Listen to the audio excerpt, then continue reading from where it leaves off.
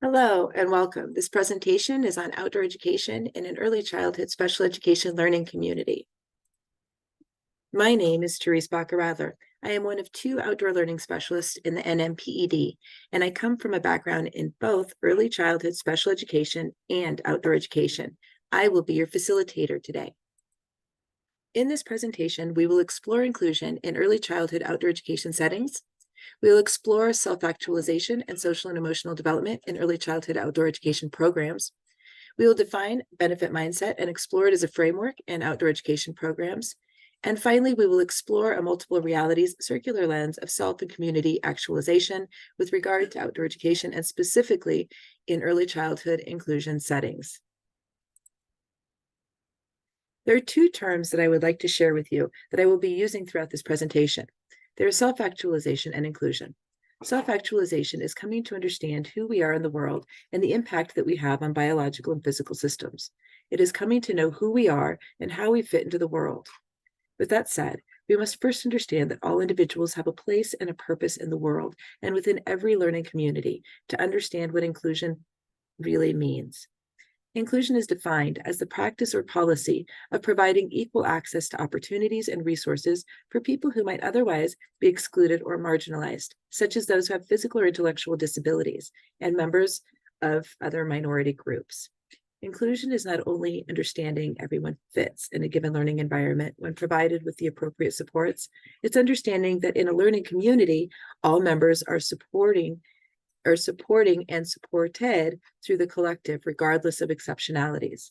When we begin to see self-actualization as a collective process, we begin to understand why inclusion is so important.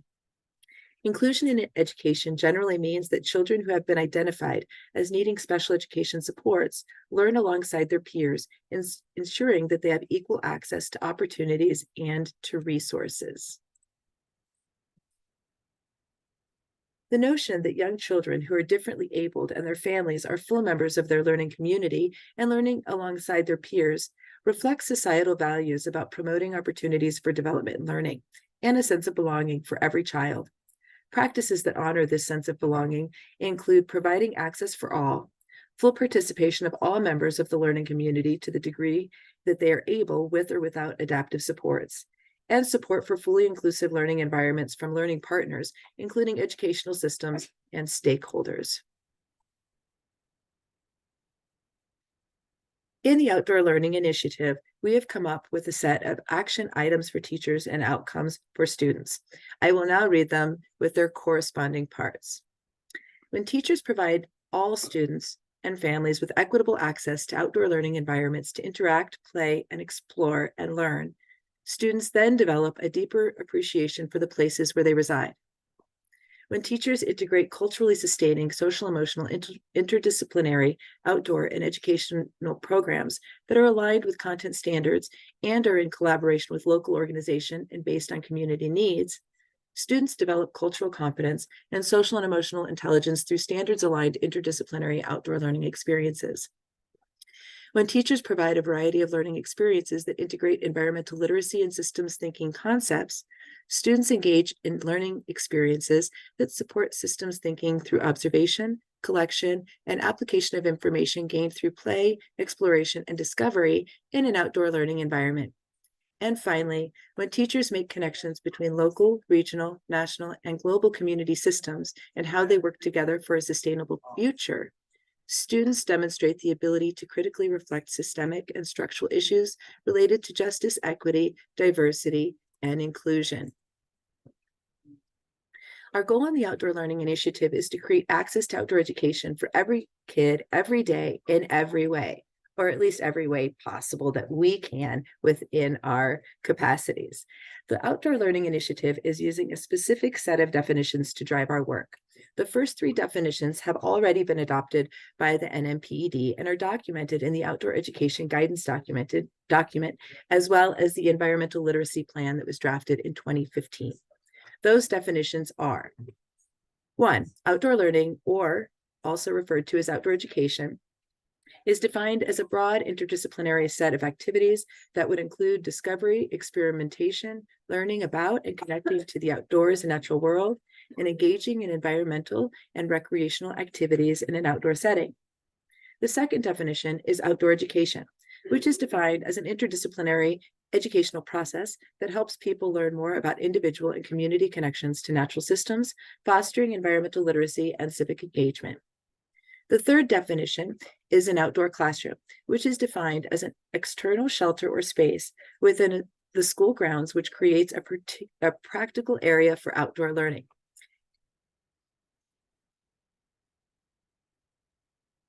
The outdoor learning team is working with others in the field to not only add the word community to read community and place-based education, but to also create and adopt a definition that reflects the connection between place and community. Our outdoor education working group met and collaboratively created the following definition.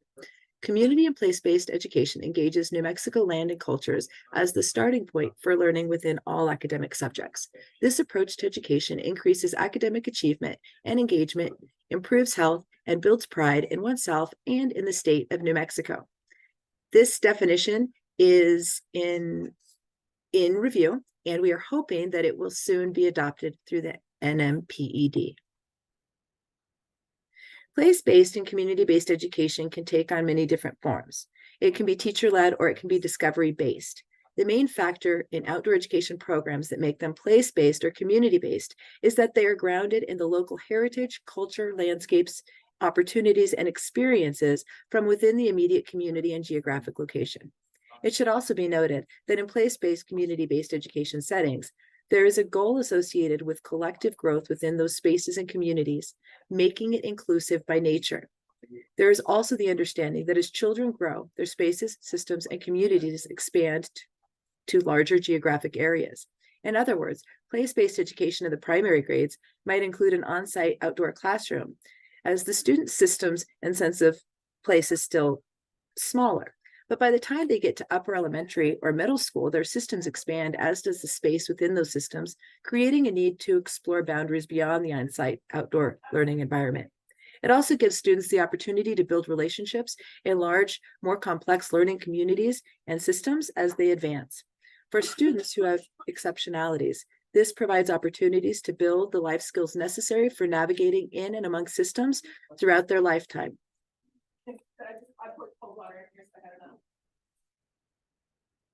Within each learning community, students find their place, where they fit interdependently within the group, and the self-actualization process is engaged.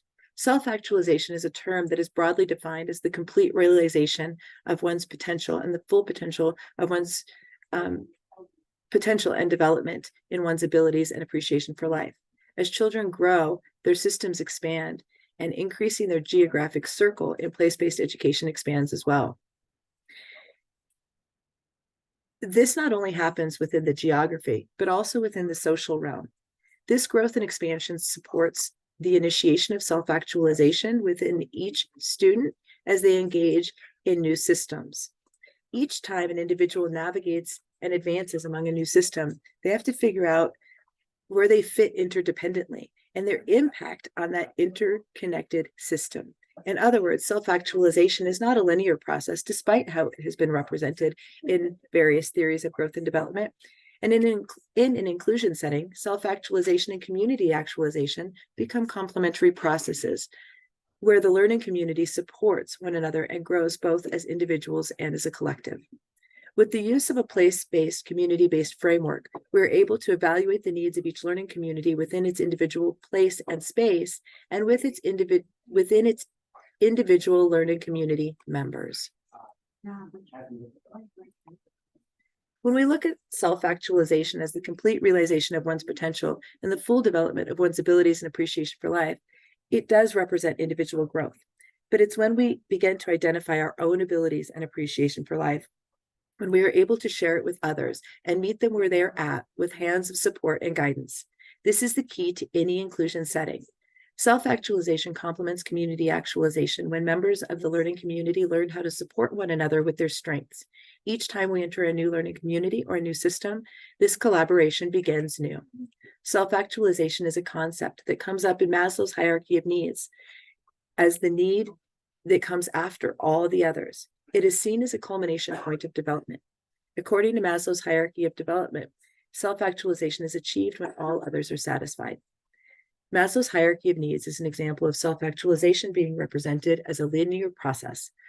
But there are different ways of looking at self-actualization that has been brought up in different Indigenous studies, specifically in the breath of life theory. In the breath of life theory, self-actualization is defined as the milestone in development, but it is, rather than it coming last, as it comes in Maslow's hierarchy of needs, it comes first. It is seen as an achievement in development. This is different from the Indigenous perspectives or breath of life theory, where self-actualization is seen as the foundation for other areas of development, such as physical, spiritual, and emotional. It is seen as a process of understanding interconnectedness that supports all other areas of development. And while the breath of life theory puts self-actualization as the foundation, the theory itself actually identifies multiple realities in any given situation, including that of self-actualization. So while the breath of life theory puts self-actualization first, and Maslow's hierarchy of needs puts it last, this is only representative of two realities. Maybe self-actualization comes somewhere in the middle, or maybe it comes up over and over each time we navigate a new system.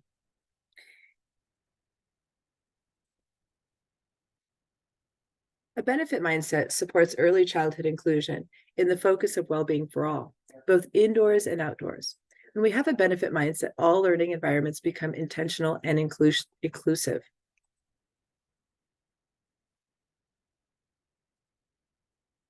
According to Ash Buchanan, a benefit mindset builds on a growth mindset. And when we understand our abilities can be developed, we also understand we can transform them towards a more caring, inclusive, and interdependent perspective. Not only does a benefit mindset support inclusion setting, including those in the outdoors, but it also aligns with the concept of environmental literacy, which is grounded in all outdoor education programs, using our own awareness, knowledge, and skills for capacity building and participating in sustainable living practices. According to the NMPD Outdoor Education Guidance document, environmental education is an interdisciplinary education process that helps people learn more about individual and community connections to natural systems, fostering environmental literacy and civic engagement. The North American Association of Environmental Education defines an environmentally literate person as a person who both individually and together with others make informed decisions concerning the environment, is willing to act on these decisions to improve the well-being of other individuals, societies, and the global environment, and participates in civic life.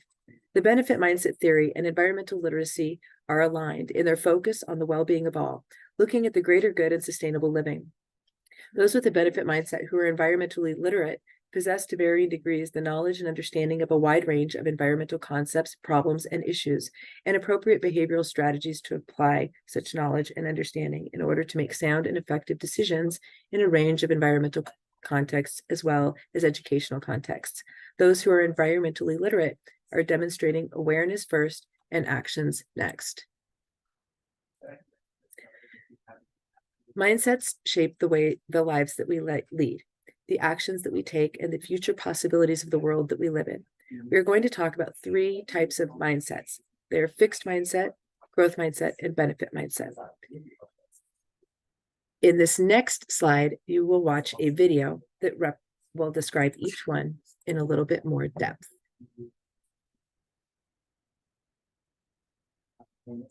While everyone's mindset is unique, there are three basic mindsets that are useful to be aware of: the fixed, growth, and benefit mindsets.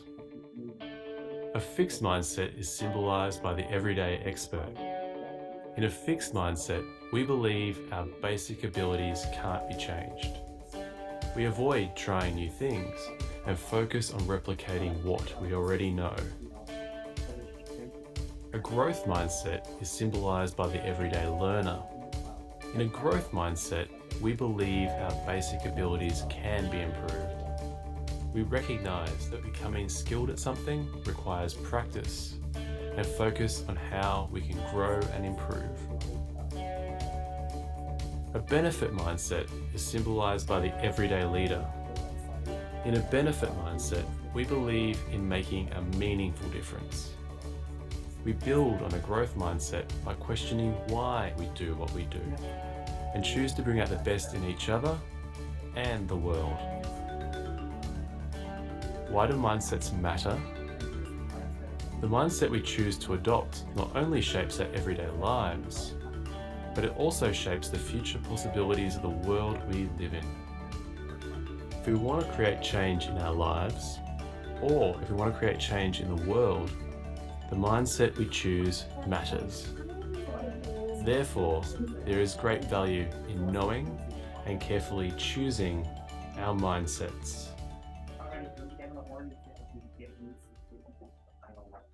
While everyone's mindset is Awesome.